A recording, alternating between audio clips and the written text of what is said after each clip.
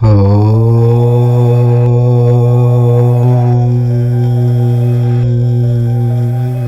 నెల 12న అనగా 2025 మే 12వ తేదీన వైశాఖ పౌర్ణమి రాబోతుంది. ఈ వైశాఖ పౌర్ణమికే మహావైశాఖి అని పేరు. ఈరోజే శ్రీ కూర్మ జయంతిని, అన్నమాచార్య జయంతిని, బుద్ధ జయంతిని జరుపుకుంటూ ఉంటారు. దీనినే బుద్ధ పౌర్ణమి అని కూడా అంటారు. ఇది 100 సంవత్సరాలకు వస్తున్న అత్యంత శక్తివంతమైన పౌర్ణమి. అయితే ఎంతో శక్తివంతమైన ఈ పౌర్ణమి రోజున బెల్లంతో ఇలా చేయండి చాలు, మీకు ఉన్న అప్పులన్నీ కూడా తీరిపోయి అప్పులిచ్చే స్థాయికి వెళ్తారు. మీ కష్టాలన్నీ కూడా పోతాయి. ధనపరంగా ఉండే సమస్యలన్నీ కూడా పోతాయి. ధనం విపరీతంగా కలిసి వస్తుంది. ధన ద్వారాలు తెరుచుకొని వద్దన్న ధనం వస్తుంది. అంటే కొన్నిసార్లు రావాల్సిన ధనం రాకుండా స్ట్రక్ అయిపోతూ ఉంటుంది. అంటే మనకు ఇవ్వవలసిన వారు ధనాన్ని ఇవ్వకుండా ఆపుతూ ఉంటారు. ఇలా స్ట్రక్ అయిపోయిన ధనం తిరిగి రావాలంటే ధన ద్వారాలు తెరుచుకోవాలి. ఆ ధన ద్వారాలు తెరుచుకోవాలంటే తప్పనిసరిగా ఈ పౌర్ణమి రోజు ఈ బెల్లం పరిహారాన్ని చేయండి. అంతేకాదు ఈ పరిహారం చేయటం వలన అప్పుల బాధలు కూడా తీరిపోతాయి. ఈ రోజుల్లో చాలామంది అప్పుల బాధలతో ఎంతో సతమతమైపోతూ ఉంటారు. ఈ విషయం అందరికీ తెలిసిందే. సాధారణంగా అందరూ తిరిగి ఇచ్చేద్దామనే ఉద్దేశంతోనే అప్పులు చేసుకుంటూ ఉంటారు.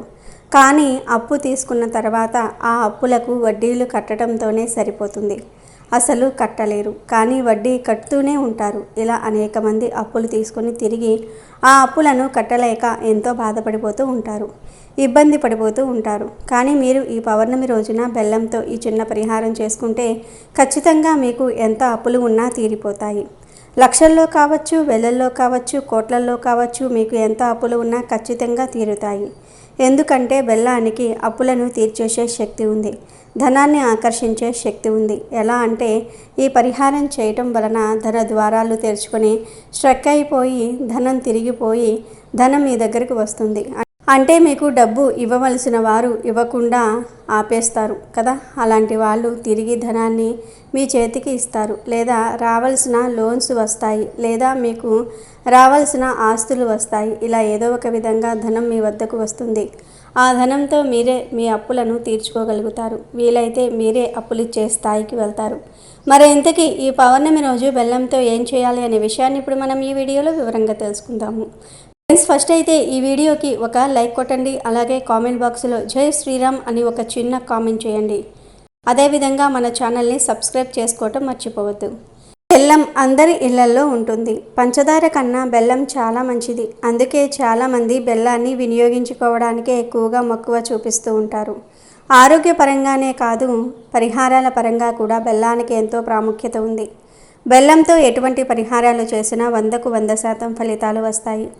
బెల్లం అనేది దేవుళ్లకు నివేదన అయ్యే పదార్థం, భగవంతుడికి చేరే పదార్థం బెల్లం అని చెప్పవచ్చు.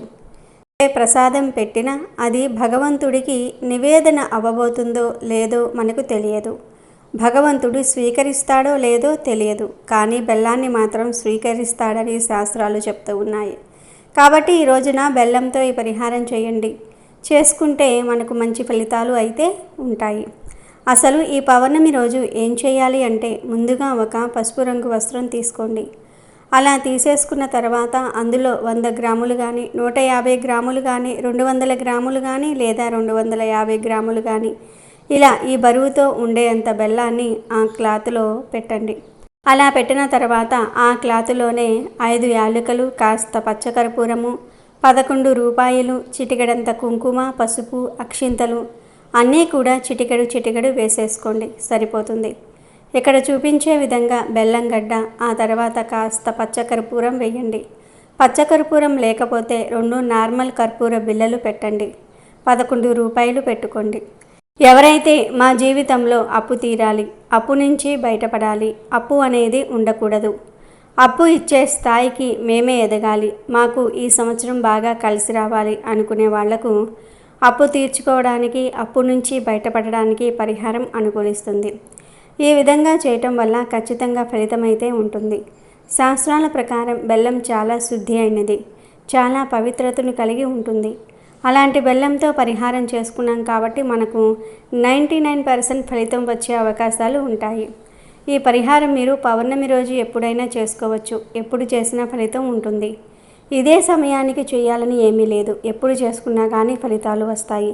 కాబట్టి ఈ రోజున మీరు ఇలా బెల్లము, యాలకులు, కర్పూరము, 11 రూపాయలు, పసుపు, కుంకుమ ఇవన్నీ పెట్టేసి దాన్ని చిన్న మూట కట్టండి. సాయంత్రం కానీ లేదంటే మధ్యాహ్నం కానీ ఈ పరిహారం చేయటం వల్ల మంచి రిజల్ట్ వస్తుంది. చాలా అద్భుతమైన రిజల్ట్ను అయితే మీరు చూస్తారు.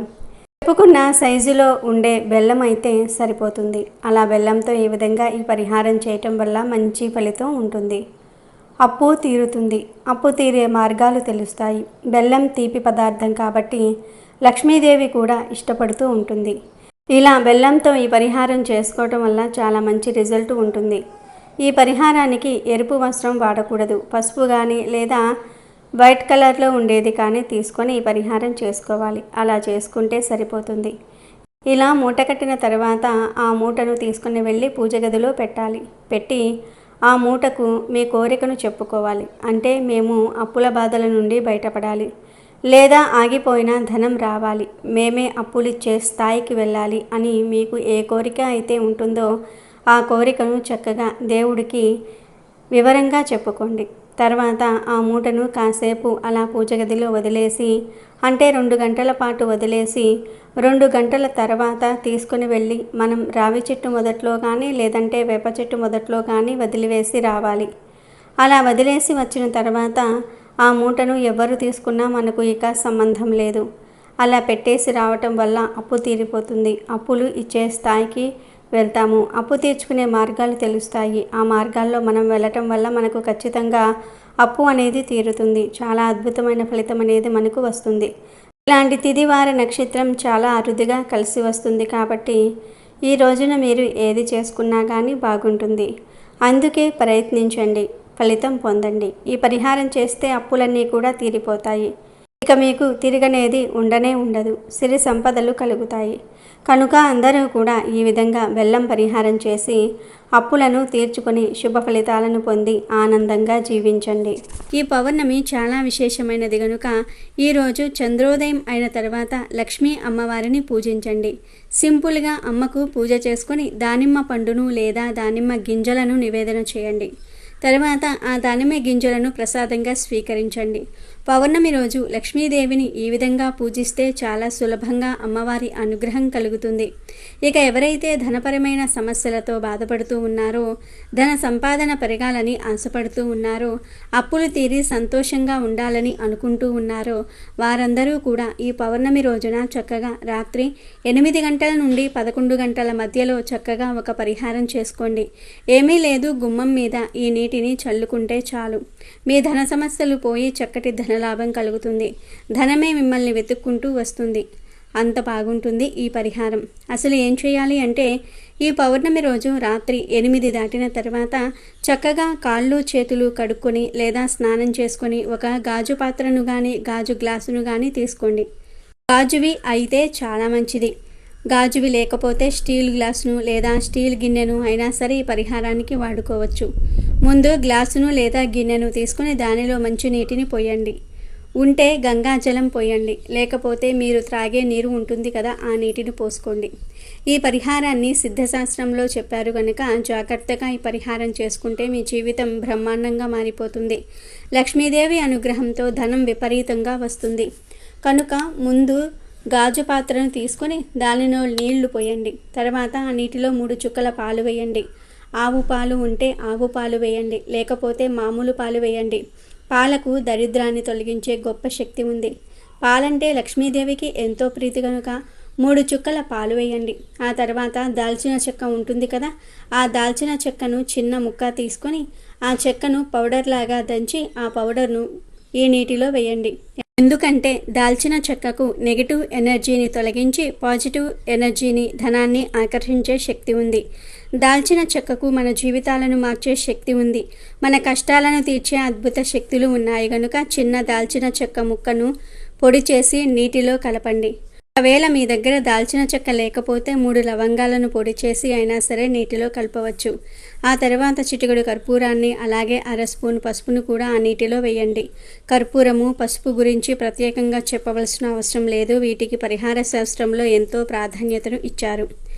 ఎందుకంటే ఇవి మంచిని అట్రాక్ట్ చేస్తాయి, చెడును నెగటివ్ ఎనర్జీని పారద్రోలుతాయి, కష్టాలను సమస్యలను తీసివేస్తాయి, ధనాన్ని ఆకర్షిస్తాయి. కనుక కర్పూరం పొడి చిటికెడు మరియు అర స్పూన్ పసుపును నీటిలో వేయండి. ఆ తర్వాత ఈ పదార్థాలన్నిటినీ బాగా మిక్స్ చేసేసి ఈ గ్లాసు మీద మీ కుడి చేతిని మూతలాగా పెట్టి 3 సార్లు ఓం శ్రీం మహాలక్ష్మి అగత్య అగత్య స్వాహ అనే మంత్రాన్ని పఠించండి. ఇలా పఠించటం వలన ఆ నీటికి గొప్ప శక్తులు వస్తాయి. తర్వాత ఈ నీటిని తీసుకుని మీ ఇంటి బయటకు వెళ్ళి మెయిన్ డోర్ గుమ్మం ఉంటుంది కదా, ఆ గుమ్మం మీద చల్లేయండి. చేతితో తీసి చిలకరించేయండి. మొత్తం గుమ్మం మీద ఈ చివర నుండి ఆ చివరి వరకు చిలకరించండి. తర్వాత మెయిన్ డోర్ తలుపు రెక్కలు ఉంటాయి కదా, ఆ తలుపు రెక్కల మీద కూడా ఈ నీటిని చల్లండి. ఇంకా నీరు మిగిలితే ఆ నీటిని తీసుకుని వెళ్ళి మీ ఇంటిలోని గదుల్లో ఉండే తలుపుల మీద చల్లండి.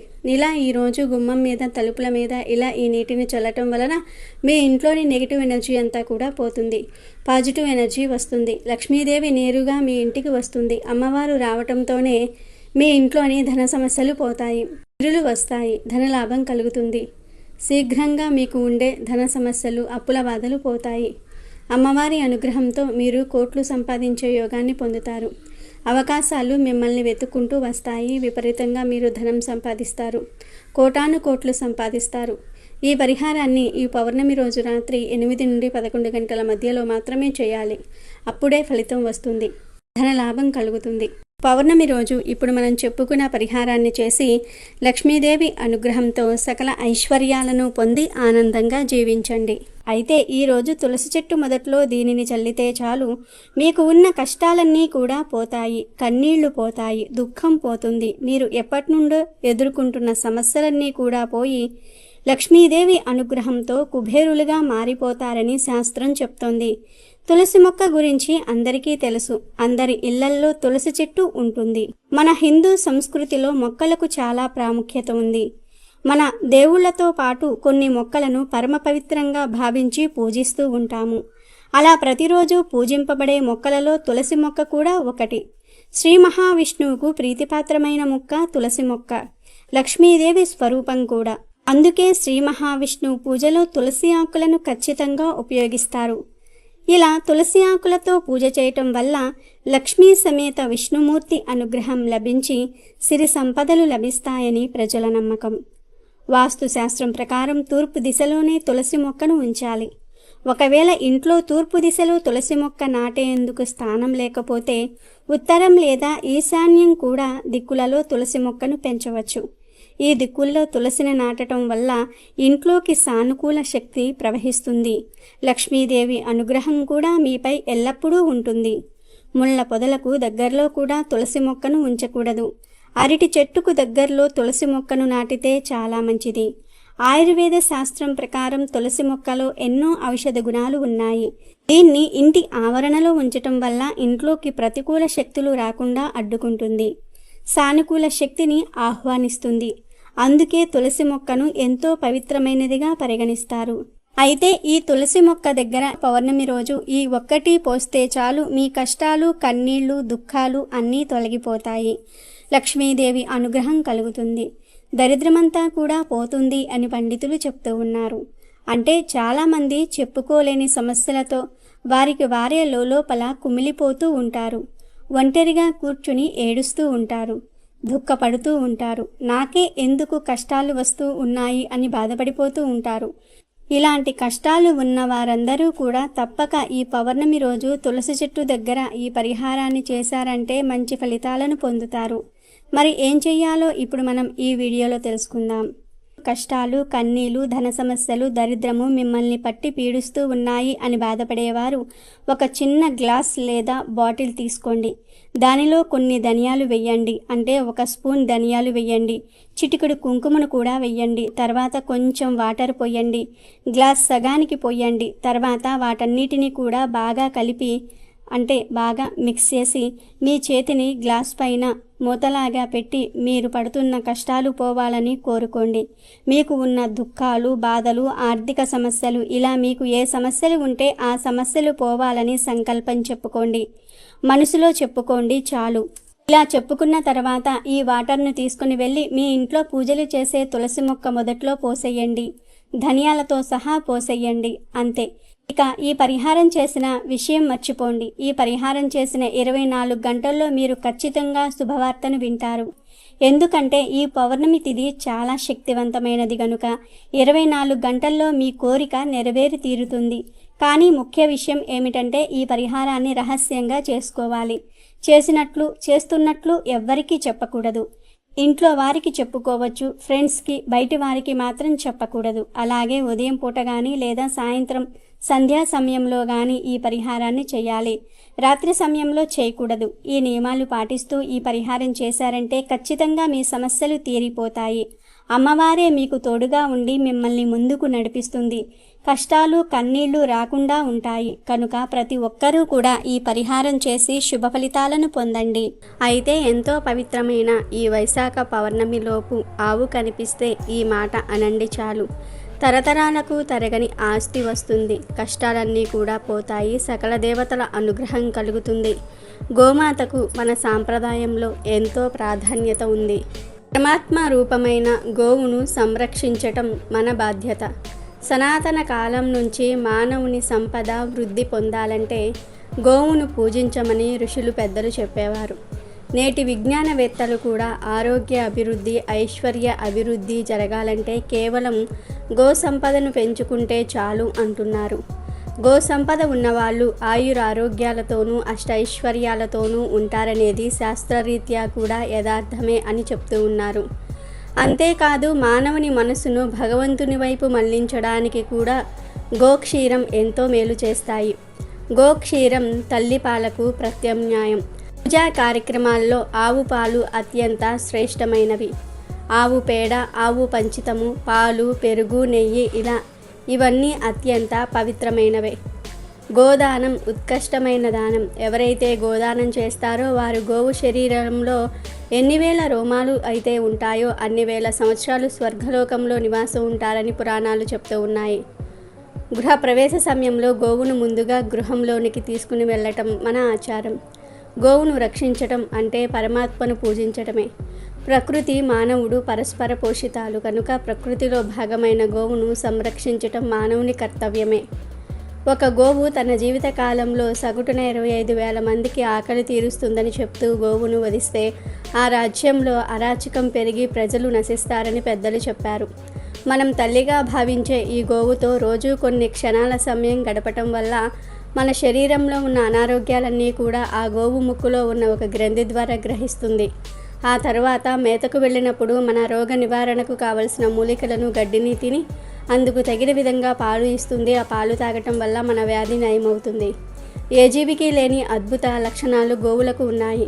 అందుకే ఒక గోవును పెంచుకుంటే ఎటువంటి రోగాలు రావని, సకల ఐశ్వర్యాలు సిద్ధిస్తాయని శాస్త్రాలు చెప్తూ ఉన్నాయి. ఇంతటి విశిష్టత కలిగిన గోవు వైశాఖ పౌర్ణమి రోజు మీకు కనిపిస్తే ఈ ఆహారాన్ని పెట్టి ఈ మాట అనండి చాలు.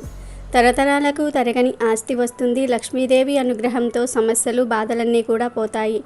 మీ దశ మారిపోతుంది, మీ జీవితం మారిపోతుంది అని శాస్త్ర పండితులు చెప్తూ ఉన్నారు. మరి వైశాఖ పౌర్ణమి రోజు ఆవు కనిపిస్తే ఏం చేయాలి అనే విషయాన్ని ఇప్పుడు మనం ఈ వీడియోలో వివరంగా తెలుసుకుందాము. వైశాఖ పౌర్ణమి లోపు లేదా వైశాఖ పౌర్ణమి రోజు గోవు కనిపిస్తే ఆ గోవుకు ప్రత్యేకమైన ఆహారం పెడితే చాలు, తరతరాలకు తరగని ఐశ్వర్యం వస్తుందని శాస్త్ర పండితులు చెప్తూ ఉన్నారు. వైశాఖ పౌర్ణమి రోజు లేదా వైశాఖ పౌర్ణమి లోపు బియ్యపిండిలో బెల్లం, కొంచెం నీరు కలిపి గోవుకు ఆహారంగా పెట్టడం వల్ల మానసిక ప్రశాంతత కలుగుతుంది. అలాగే నానబెట్టిన కందులను గోవుకు ఆహారంగా పెట్టడం వల్ల మనలో ఉన్న కోపం తగ్గిపోతుంది.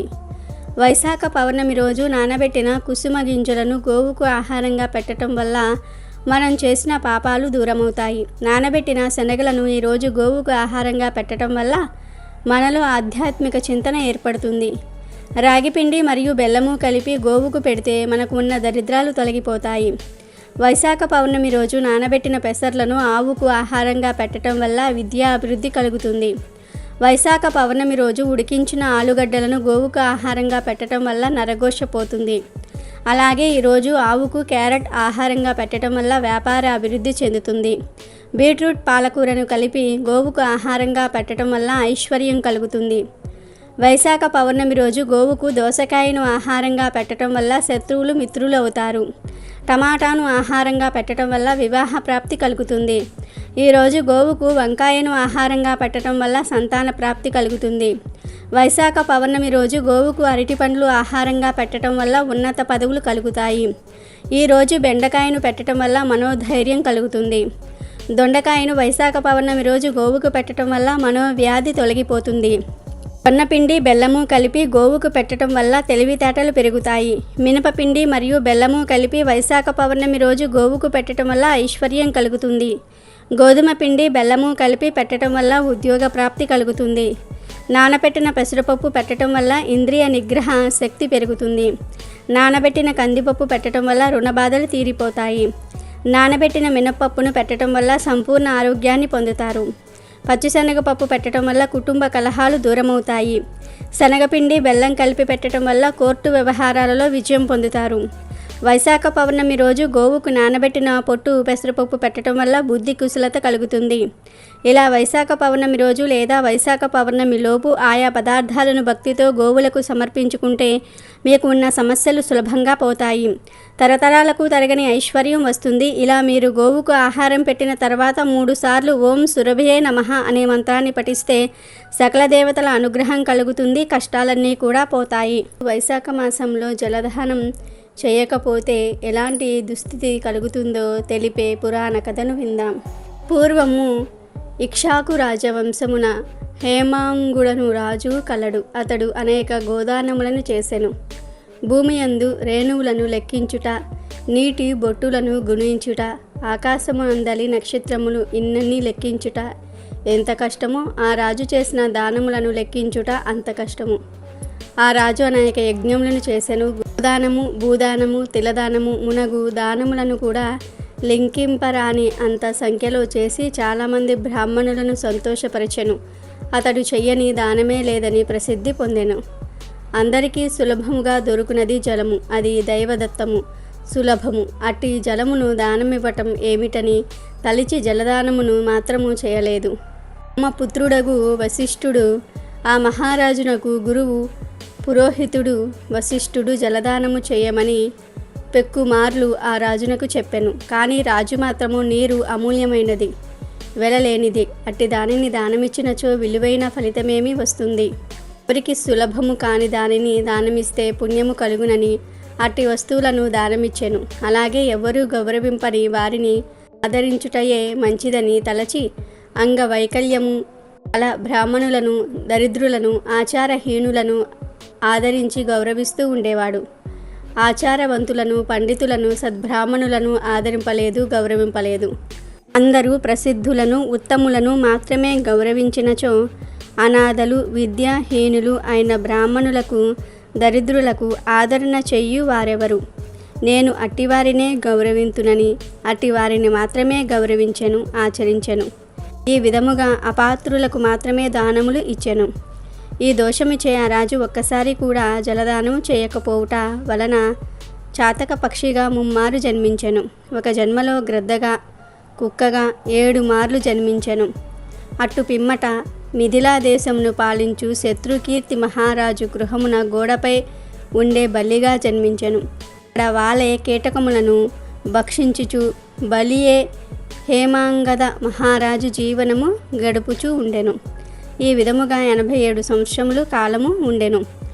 ఒకసారి మిథిలాదేశ రాజగృహమునకు శత్రుదేవ మహాముని ప్రయాణము చేస్తూ అలసిపోయి మధ్యాహ్న కాలమున వచ్చెను. మహారాజు అగు శృతకీర్తి ఆ మునిని చూసి సంభ్రమముతో ఆ మునికి ఎదురు వెళ్ళి సగౌరముగా ఇంటిలోనికి తీసుకుని వచ్చెను. రాజు మునిని మధుపర్కము మునగు వానితో పూజించి ఆయన పాదములను కడిగి ఆ నీటిని తన తలపై జల్లుకునెను. అలా జల్లుకునేటప్పుడు తలపై జల్లుకున్న నీటి తుంపరులు కొన్ని ఎగిరి గోడ మీద ఉన్న బల్లిపై దైవికముగా పడినవి. ఆ పవిత్ర జల స్పర్శ కలుగగానే ఆ బల్లికి పూర్వజన్మ స్మృతి కలిగి తన దోషమును తెలుసుకొని పశ్చాత్తాపడెను. అప్పుడు ఆ బల్లి నన్ను రక్షింపుము, నన్ను రక్షింపమని మానవుని వలె ఆ మునిని ప్రార్థించెను. అప్పుడు ఆ ముని బల్లి మాటలకు ఆశ్చర్యపడి, ఓ బల్లి, నువ్వెందుకిలా దుఃఖిస్తూ ఉన్నావు? నీవు ఏ పని చేసి ఇట్టి దశ పొందితివి? ఎందుకు ఇలా అరచుచూ ఉన్నావు? నీవు దేవజాతి వాడవా, రాజువా, బ్రాహ్మణుడువా? నీవెవరవు? నీకు ఈ దశ ఎలా వచ్చెనో చెప్పుము, నేను నీకు సహాయం చేస్తానని ప్రశ్నించెను. బుద్ధదేవుని మాటలను విన్న బల్లి రూపమున ఉన్న హేమాంగత మహారాజు, మహాత్మా, నేను ఇక్ష్వాకు కులమున జన్మించిన హేమాంగతుడను అనే ప్రభువును, వేదశాస్త్ర విశారదుడను, భూమి అందలి రేణువులెన్ని ఉండెనో, నీటి యందు జల బిందువులు ఎన్ని ఉండెనో, ఆకాశమున ఎన్ని నక్షత్రములు ఉండెనో అన్ని గోవులను అసంఖ్యాకముగా దానమిచ్చి తిని, అన్ని యజ్ఞములను చేసి తిని, చెరువులు మునగు వాలిని త్రవ్వించి తిని, సర్వ విధములగు దానములను చేసి తిని, ధర్మముగా రాజ్యమును పరిపాలించి తిని. నేనిన్ని సత్కర్మలను చేసినా కూడా ముమ్మారు జాతక పక్షిగా, గ్రద్దగా, 7 మార్లు కుక్కగా, ప్రస్తుతము బల్లిగా జన్మించి తిని. మహారాజు గారు మీ పాదములను కడిగిన పవిత్ర జలమును తనపై చల్లుకొనుటూ ఉండగా కొన్ని నీటి తుంపరులు నాపై పడి నాకు పూర్వజన్మ స్మృతి కలిగినది. పాపభారము తగ్గినట్లుగా అనిపించినది. కానీ నేనింకా 27 మార్లు బల్లిగా జన్మించవలసి ఉన్నట్లు నాకు తోచుచున్నది. నాకీ విధమైన బల్లిగా జన్మ పరంపర ఎట్లు తొలగునా అని భయము కలుగుచున్నది. నేను చేసిన పాపమేమియో ఈ జన్మ ఎలా కలిగినదో నాకు తెలియటం లేదు. దయవుంచి నాకు ఈ జన్మలు కలుగుటకు కారణమైన పాపమును, ఆ పాపము పోవు విధానమును చెప్పగోరుచున్నానని ప్రార్థించెను. దేవ మహాముని హేమాంగతుని మాటలను తన దివ్య దృష్టితో పరిశీలించి ఇట్లనెను. రాజా, నీవు శ్రీ మహావిష్ణువునకు ప్రియమైన వైశాఖ మాసమున జలమును ఎవ్వరికీ దానమియ్యలేదు. జలము సర్వజన సులభము, దానిని దానమిచ్చుట ఏమిటి అని తలిచితివి. ప్రయాణమున అలసిన వారికి జలదానమైనను చేయలేదు.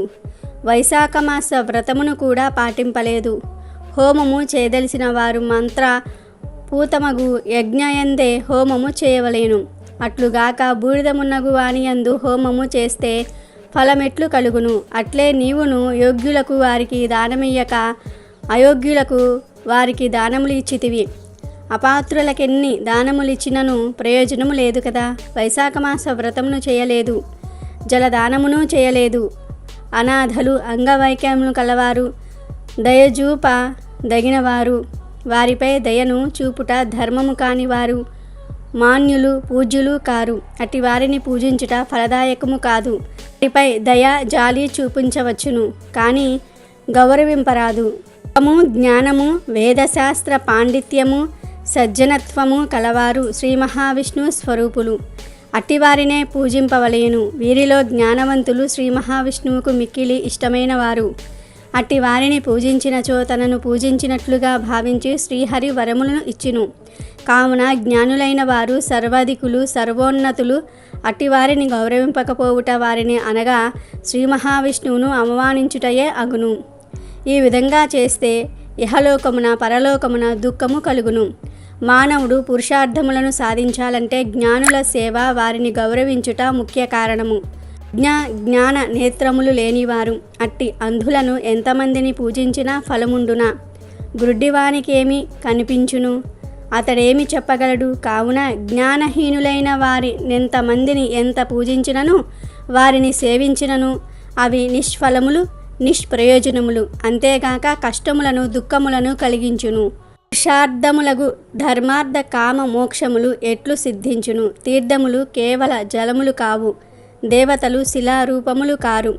చిరకాలము తీర్థ స్నానము సేవ చేసినచో శిలారూపమున ఉన్న దైవమును చిరకాలము పూజించినచో వారి అనుగ్రహము కలుగును. కానీ జ్ఞానులగు సజ్జనులను దర్శించినంతనే వారు ప్రసన్నులగుదురు, ఇష్టఫల ప్రాప్తిని కలిగించుదురు. కావున జ్ఞానులగు వారిని సేవించినచో, వారి ఉపదేశములను పాటించినచో విషాదముండదు, ఇష్ట ప్రాప్తిచే సంతోషము కలుగును. అమృతమును సేవించినచో జన్మ, మృత్యువు, ముసలితనము మునగు వాని వలన బాధ ఉండనట్లే జ్ఞానుల సేవ వలన జన్మ, మృత్యువు, ముసలితనము మునగు వాని వలన బాధ ఉండదు, అమృతత్వ సిద్ధి కలుగును. హేమాంగద మహారాజా, నీవు వైశాఖమాస వ్రతమునాచరింపలేదు, జలదానము చేయలేదు, జ్ఞానులగు వారిని సేవింపలేదు, కావున నీకిట్టి దుర్గతి కలిగినది. ఈ వైశాఖమాస వ్రతమును ఆచరించి నేను సంపాదించిన పుణ్యమును కొంత నీకిత్తును. దీని వలన దుర్దశ శాంతించుటకై భవిష్యత్ వర్తమాన కాలములలోని నీ పాపములను వాని ఫలములను పోగొట్టుకొని విజయము పొందగలవు అని పలికి శృతదేవ మహాముని నీటిని స్మరించి బల్లి రూపమునున్న హేమాంగత మహారాజునకు తాను చేసిన వైశాఖమాస వ్రతములోని కొన్ని దినముల పుణ్యమును ధారపోసెను. ఆ పుణ్యమును పొందినంతనే హేమాంగత మహారాజు బల్లి రూపమును విడిచి దివ్య రూపమును పొందెను. ఆయన శృతకీర్తి మహారాజునకు శృతదేవ మహామునికి నమస్కరించెను. వారి అనుజ్ఞతో శ్రీహరి పంపిన దివ్య విమానము ఎక్కి పుణ్యలోకములకు పోయెను. దేవతలందరూ హేమాంగతుడి అదృష్టమును మెచ్చిరి. హేమాంగతుడు పుణ్యలోకమున 10,000 సంవత్సరములు ఉండెను. దివ్యలోక భోగములను అనుభవించెను. అట్టు పిమ్మత ఇక్ష్వాకు కులమున కాకుత్స మహారాజుగా జన్మించెను. 7 ద్వీపముల భూమిని సజ్జనులు జ్ఞానులు మెచ్చునట్లుగా పరిపాలించెను. శ్రీ మహావిష్ణువు అంశను పొంది ఇంద్రునికి స్నేహితుడై ఉండెను. కులగురువునకు వశిష్ఠ మహాముని ఉపదేశమును పాటించెను. వైశాఖమాస వ్రతమును సంపూర్ణముగా ఆచరించెను. అందు చేయవలసిన దాన ధర్మములనన్నిటినీ శ్రద్ధాభక్తులతో భక్తి పూర్వకముగా చేసెను. సర్వ పాపములను పోగొట్టుకునెను. దివ్య జ్ఞానము పొందెను. శ్రీ మహావిష్ణువు సాయుధ్యము పొందెను. కావున వైశాఖమాస వ్రతము సర్వపాపహరము, అనంత పుణ్యప్రదము. ప్రతి మానవుడును వైశాఖమాస వ్రతమును వ్రతాంగములను దాన ధర్మాదులను పాటించి శ్రీహరి అనుగ్రహము పొందవలెను.